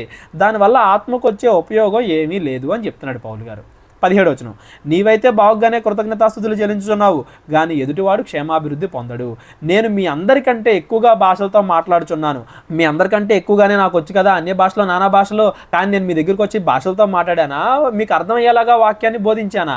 అయినను సంఘములో భాషతో 10,000 మాటలు పలుకుట కంటే ఇతరులకు బోధ కలుగునట్లు నా మనస్సుతో 5 మాటలు పలుకుట మేలు. 10,000 మాటలు ఎక్కడ, 5 మాటలు ఎక్కడండి? 10,000 మాటలు భాషల్లో మాట్లాడడం కంటే 5 మాటలు నిజంగా అందరికి అర్థమయ్యేలాగా పలకడం మేలు అని చెప్తున్నాడు పౌలు గారు. భాషలతో మాట్లాడుతున్నాం అని ఇవాళ ఏ సంఘాలు అయితే చెప్తున్నాయో వాళ్ళందరికీ ఒకటే చెప్పండి, నిజమా కాదా, అబద్ధమా కాదా ఇవన్నీ మీకు అనవసరం. అర్థం చెప్పకపోతే, అర్థమయ్యేలాగా విశ్వాసులకి దాన్ని ఎక్స్ప్లెయిన్ చేయకపోతే మీరు వెళ్ళి మీ రూమ్లో దేవుడితో మాట్లాడుకోండి. దానివల్ల సంఘానికి ఏం ఉపయోగం లేదు. 10,000 మాటల భాషలతో కంటే 5 మాటలు దేవుడు అందరికీ అర్థమయ్యేలాగా చెప్పడం బెటర్ అని కొరింథీయులకు రాసిన మొదటి పత్రికలో రాశాడు అని చెప్పండి. అబద్ధ బోధకి నిజమైన బోధకి తేడా తెలుసుకోండి. నెక్స్ట్ 20వ వచనం, సహోదరులారా మీరు బుద్ధి విషయమై పసిపిల్లలు కాక దుష్టత్వము విషయమై శిశువులుగా ఉండుడి, బుద్ధి విషయమై పెద్దవారుగా ఉండుడి. ఏ విషయంలో మనం ఎక్కువ ఆలోచించాలి, ఏ విషయంలో మనం ఎక్కువ ఆలోచించకూడదు అని చెప్తున్నాడు. దేవుడి మాటల దగ్గర పర్ఫెక్ట్ క్లారిటీతో ఉండాలి. మనం లేదో మాట్లాడుతున్నారులే అని వదిలేయకూడదు సింపుల్గా. నెక్స్ట్ 21వ వచనం, అన్య భాషలు మాట్లాడు జనుల ద్వారాను పరజనుల పెదవుల ద్వారాను ఈ జనులతో మాట్లాడుదును, అప్పటికైనను వారు నా మాటకు వినకపోదురు అని ప్రభువు చెప్పుచున్నాడని ధర్మశాస్త్రంలో రాయబడి ఉన్నది. ఇదేమన్నా నేను మీకే చెప్తున్నాను, ఆ ధర్మశాస్త్రంలో కూడా రాశాడు కదా దేవుడు. ఏమని? అన్య భాషల్లో మాట్లాడడము కంటే అందరికీ అర్థమయ్యేలాగా చెప్పడం బెటరు. ఒకవేళ నేను అన్య భాషల్లో మాట్లాడినా కానీ వాడు వినరు అని ధర్మశాస్త్రంలో కూడా రాశాడు కదా దేవుడు. 22వ వచనం, కాబట్టి భాషలు విశ్వాసులకు కాదు అవిశ్వాసులకు సూచన, ప్రవచించుట అవిశ్వాసులకు కాదు విశ్వాసులకి సూచన అయి ఉన్నది. అంటే సంఘంలో ఉండే విశ్వాసులకి మనం వాక్యాన్ని అర్థమయ్యేలాగా బోధించాలి. అన్యుడు ఎవడన్నా ఉంటే వాడికి దేవుడి శక్తిని తెలియజేయడం కోసం అన్య భాషల్లో మాట్లాడాలి. అంటే ఇప్పుడు ఫర్ ఎగ్జాంపుల్ ఒక తమిళోడు వచ్చాడు, తెలుగు అని నేను తమిళ భాషలో మాట్లాడేసిన అనుకున్నాడు, ఆశ్చర్యపోతాడు. అప్పుడు ఏమని చెప్పొచ్చు? దేవుడు నాతో ఇలా మాట్లాడిస్తున్నాడని చెప్పొచ్చు. ఒక అన్యుడు దేవుడి దగ్గరికి రావడానికి భాషలు ఉపయోగపడాలి. వాడు ఆశ్చర్యపడి ఓహో ఇది దేవుడి శక్తి అన్నాడు తెలుసుకోవాలే కానీ వాడు మనల్ని విక్రిస్తున్నాడు అంటే క్రమం లేకుండా మనం మాట్లాడుతున్నామని దాని అర్థం. సంఘంలో భాషలొద్దు, అన్యులకి భాషలు అవసరం. సంఘంలో మీరు అందరికీ అర్థమయ్యేలాగా బోధించండి. అన్యుడు మీ భాషలను బట్టి మారేలా ఉంటేనే పరిశుద్ధాత్మ దేవుడు మీకు ఆ సమయంలో భాషలో మాట్లాడే వరం ఇస్తాడు. లేదు వాడు విక్రెత్తున్నాడంటే వీళ్ళు నాటకాలు ఆడుతున్నారు, అబద్ధాలు చెప్తున్నారని దాని అర్థం. ఎవరు అబద్ధ బోధకుడు, ఎవరు నిజమైన బోధకుడు అని తెలుసుకోవడానికి ఇది ఒక సింపుల్ ట్రిక్. సంఘంలో చేస్తారు చిత్ర విచిత్రమైన సంగతులన్నీ కూడా. అవి అన్యుల దగ్గర చేసి అన్యుల్ని దేవుడి దగ్గర తీసుకురావాలి. సంఘంలో ఏం చేయాలి? ఎలాగో యేసుప్రభు నమ్ముకున్నారు కాబట్టి వాళ్ళకి సరైన సత్య వాక్యాన్ని అందించాలి. అలా కాకుండా దీన్ని రివర్స్లో చేస్తారు, క్రైస్తవుల్ని మోసం చేస్తారు, నరకానికి తీసుకెళ్ళిపోతారు ఫైనల్గా. కాబట్టి ఎవరు నిజమైన బోధకులు, ఎవరు అబద్ధ బోధకులు మనం క్లియర్ కట్గా ఉండాలి వాక్యంలో. అదే చెప్తున్నాడు, దేవుడికి సంబంధించిన జ్ఞానం విషయంలో మనం పెద్దవారిగా అంటే అన్నీ ఆలోచించేవారిగా ఉండాలి. ఆత్మ సంబంధమైన వాడు అన్నింటినీ ఆలోచిస్తాడు. నెక్స్ట్ 23వ వచనం, సంఘమంతయు ఏకముగా కూడి అందరూ భాషలతో మాట్లాడుచుండగా ఉపదేశము పొందని వారైనను అవిశ్వాసులైనను లోపలికి వచ్చిన ఎడల మీరు వెర్రి మాటలు మాట్లాడుచున్నారని అనుకుందురు కదా. యూట్యూబ్లో కూడా పెడతా ఉంటారు కొంతమంది ఆ భాషల్ని. ఎవడన్నా అన్యుడు చూస్తే మీరు వెర్రివారు అనుకుంటాడు కదా. అయితే అందరూ ప్రవచించుచుండగా అవిశ్వాసి అయిన వాడు ఉపదేశం పొందని వాడేనను లోపలికి వచ్చిన ఎడల అందరి బోధ వలన తాను పాపినని గ్రహించి అందరి వలన విమర్శింపబడును. అంటే మనం కరెక్ట్గా అర్థమయ్యేలా చెప్తే ఓహో నేను చేసే తప్ప అని అతడు తెలుసుకొని మార్చుకోవడానికి అవకాశం ఉంటుంది. కానీ మనం చెప్పేది వాడికి అర్థమే అవ్వకపోతే మనం వెర్రాళ్ళని అనుకుంటాడు అని చెప్తున్నాడు దేవుడు. 25వ వచనం, అప్పుడు అతని హృదయ రహస్యములు బయలుపడును, అందువలన దేవుడు నిజముగా మీలోనున్నాడని ప్రచురము చేయుచు అతడు సాగిలపడి దేవుడికి నమస్కారము చేయును. మనం అర్థమయ్యేలా చెప్పాలి వాక్యాన్ని ప్రతి ఒక్కడికి, అన్యుడికైనా విశ్వాసికైనా అని చెప్తున్నాడు. అలా చేస్తే వాడప్పుడు దేవుడి దగ్గరికి వచ్చి నిలబడతాడు. వాడికి అర్థం కాకపోతే వెర్రివాడు అనుకుంటాడు. 26వ వచనం, సహోదరులారా ఇప్పుడు మీలో ఏమి జరుగుతున్నది, మీరు కూడి వచ్చినప్పుడు ఒకడు కీర్తన పాడవాలని ఉన్నాడు, మరొకడు బోధింపవాలని ఉన్నాడు, మరొకడు తనకు బయలుపరిచినది ప్రకటింపవాలని ఉన్నాడు, మరొకడు భాషతో మాట్లాడవాలని ఉన్నాడు, మరొకడు అర్థం చెప్పవాలని ఉన్నాడు. సరే, సమస్తము క్షేమాభివృద్ధి కలుగొట్టకై జరగనీయుడి, అంటే అన్నీ జరగనియండి, కానీ క్రమం ఉండాలి. ఒకదాని తర్వాత ఒకటి, ఒకదాని తర్వాత క్రమం ఉండాలి. నేనే ముందు, నేను నీకంటే గొప్ప, నువ్వు నన్ను అడ్డుకుంటావని ఒకరినొకరు గొడవ పడద్దు, అసూలు పెంచుకోవద్దు. క్రమంగా ఉండాలి సంఘంలో. 27వ వచనం, భాషతో ఎవడైనాను మాట్లాడితే ఇద్దరు అవసరమైన ముగ్గురికి మించకుండా వంతుల చొప్పున మాట్లాడవలెను, ఒక్కడు అర్థము చెప్పవలెను. ఎవడైనా భాషలు ఉన్నాయి, అన్ని భాషలు ఉన్నాయి, నానా భాషలు ఉన్నాయి అంటే జనాలను గలిబిలు చేయకుండా వరుసగా ఒకడు ఇద్దరు ముగ్గురికి మించకుండా మాట్లాడండి. అది కూడా ఎలా మాట్లాడండి, అర్థం చెప్పేవాడు లేకపోతే మీరు మాట్లాడద్దు. 28వ వచనం, అర్థము చెప్పువాడు లేని ఎడల అతడు సంఘములో మౌనముగా ఉండవలెను, కానీ తనతోనూ దేవుడితోడు ఇంట్లో వెళ్ళి మాట్లాడుకోవచ్చు. వాళ్ళిద్దరే ఉన్నప్పుడు మాట్లాడుకోవచ్చు, కానీ సంఘంలో ఎలా ఉండాలి, మౌనముగా ఉండాలి. అంతేగాని అందరికి అర్థం అవ్వకుండా ఏది పడితే అది మాట్లాడకూడదు. 29వ వచనం, ప్రవక్తలు ఇద్దరు ముగ్గురు మాట్లాడవచ్చు. భాషల గురించి చెప్పింది కదా, ఒకవేళ మీరు వాక్యం చెప్పాలి అనుకున్నా కానీ ఇద్దరు ముగ్గురు కన్నా మించకుండా మాట్లాడుకోండి. మిగిలిన వాళ్ళందరూ వినండి, జాగ్రత్తగా వినండి. అంతేగాని మేము కూడా మాట్లాడతామని అక్కడ అసూలు పెంచుకోవద్దు. 30వ వచనం, అయితే కూర్చున్న మరి ఒకనికి ఏదైనాను బయలుపరచబడిన ఎడల మొదటివాడు మౌనముగా ఉండవలెను, అందరూ నేర్చుకున్నట్లు, అందరూ హెచ్చరిక పొందినట్లు మీరందరూ ఒకరి తర్వాత ఒకడు ప్రవచించవచ్చును. అంటే ఒక క్రమం ఉండాలి అని చెప్తున్నాడు. ఒకరి తర్వాత ఒకరు చెప్పండి, ముగ్గురికి మించకుండా చెప్పండి, అందరికి అర్థమయ్యేలా చెప్పండి. కిందుండే విశ్వాసం, అంటే జ్ఞానం ఇంపార్టెంట్ కాదు, ప్రేమ ఇంపార్టెంట్. కిందుండే విశ్వాసి దానికి తగ్గట్టుగా మారాలి, మారు మనసు పొందాలే. కానీ ఒరే వీళ్ళేంట్రా ఇలా ఉన్నారు, వీళ్ళేంట్రా గలిబిలిగా ఉన్నారు, ఒక క్రమం లేదేంటి, వెర్రివాళ్ళ వలె ఉన్నారు అని కిందుండే విశ్వాసులు అనుకోకుండా సంఘం ప్రవర్తించాలి. అంటే క్రమంగా, మర్యాదగా, జాగ్రత్తగా ఉండాలి అని పౌలు గారు చెప్తున్నారు. నెక్స్ట్ 32వ వచనం, మరియు ప్రవక్తల ఆత్మలు ప్రవక్తల స్వాధీనములో ఉన్నవి, అలాగే పరిశుద్ధుల సంఘములన్నింటిలో దేవుడు సమాధానమునకే కర్త కానీ అల్లరికి కర్త కాదు. ఇవాళ సంఘంలో అల్లరి జరుగుతుందంటే గుర్తుపెట్టుకుంటే అక్కడ పరిశుద్ధాత్మ లేడు అని దాని అర్థం. క్రమంగా ఉంటే పరిశుద్ధాత్మ ఉంది అని. అల్లరుండి ఎలా పడితే అలా ఉంటుంది, చూడడానికి మనకి వెరితనంగా కనబడుతుంది, విశ్వాసులకే వెరితనంగా కనబడుతుంది అంటే అక్కడ పరిశుద్ధాత్మ దేవుడు లేడు అని దాని అర్థం. 34వ వచనం, స్త్రీలు సంఘములో మౌనముగా ఉండవలెను, వారు లోబడి ఉండవలసిందే గాని మాటలాడుటకు వారికి సెలవు లేదు, ఇలాగో ధర్మశాస్త్రము కూడా చెప్పుచున్నది. ఇది వాళ్ళ ఆచారాన్ని మళ్ళీ చెప్తున్నాడు. మనం మొదటి 11 అధ్యాయాలు చదివాం కదా, మేము చెప్తామని వాళ్ళు అసలే పురుషులు గొడవ పడుతుంటే మళ్ళీ వాళ్ళ మధ్యలోకి వీళ్ళు కూడా దొరుకుతున్నారంట. మీరు మౌనంగా ఉండండి, మీరు సంఘంలో బోధించొద్దు, మీరు వెళ్ళి మీ ఇంటి దగ్గర మంచిగా అందరికీ వాక్యం చెప్పండి, స్త్రీలకు చెప్పండి, మీ పిల్లలకు చెప్పండి. సంఘంలో ఆల్రెడీ పురుషులు చెప్తున్నప్పుడు మీరు మళ్ళీ మేము కూడా చెప్తామని ఇంకా గలిబిలు చేయొద్దు. కిందుండే విశ్వాసులు దెబ్బతింటారు. జ్ఞానం కంటే ప్రేమ ఇంపార్టెంట్. ఫస్ట్ చెప్పిందే మళ్ళీ గుర్తు చేస్తున్నాను నేను. నెక్స్ట్ 36వ వచనం, వారు ఏదైనాను నేర్చుకొనగోరిన ఎడల, చెప్పడం కాదు, ఒకవేళ నేర్చుకోవాలనుకున్నారు అప్పుడు ఏం చేయాలి, ఎంట తమ భర్తలను అడగవలెను, సంఘములో స్త్రీ మాట్లాడుట అవమానము. కరెక్ట్గా ఒకళ్ళు బోధిస్తూ ఉన్నప్పుడు మధ్యలో మరి నువ్వు మన ఇంట్లో ఎలా చేసావు కదా, ఇంట్లో అలా చేసావు కదా అని భార్య అక్కడ ఉండే ఉపదేశకుడు ఆయన భర్తని అడుగుతూ ఉందనుకోండి, మిగతా సంఘం అంతా డిస్టర్బ్ అవుతూ ఉంటుంది కదా. మీరు భర్త అయినా కానీ అక్కడ ఉపదేశం చేస్తుంటే మీరు ఇంట్లో వెళ్ళి అడగండి, అంతేగాని సంఘంలో మీరు డిస్టర్బ్ చేయొద్దు, గలిబిలి చేయొద్దు. మౌనంగా ఉండండి, సంఘంలో ఇంటికి వెళ్ళాక అడగండి, అప్పుడు సంఘం అంతా క్రమంగా ఉంటుంది, వినే వాళ్ళకు కూడా అర్థమవుద్ది. నెక్స్ట్ 36వ వచనం, దేవుడి వాక్యము మీ యొద్ద నుండే బయలు వెళ్ళినా మీ యొద్దకు మాత్రమే వచ్చనా, ఎవడైనను తాను తన ప్రవక్తనే అయినను ఆత్మ సంబంధి అయినను తలంచుకొని ఎడల నేను మీకు వ్రాయిచున్నవి ప్రభు యొక్క ఆజ్ఞలని అతడు దృఢముగా తెలుసుకొనవలెను. వాక్యం అనేది ఒకటికి సంబంధించింది కాదు, అలాగే ఒక్కడే చేయాలి అని కూడా కాదు. సంఘం అంతా కూడా కలిసి కట్టుగా, ఏంటంటే అవయవాలు అని చెప్పాడు కదా దేవుడు, ఒక శరీరానికి అవయవాలు ఎలా అయితే పనిచేస్తాయో అలా సంఘం పనిచేయాలి.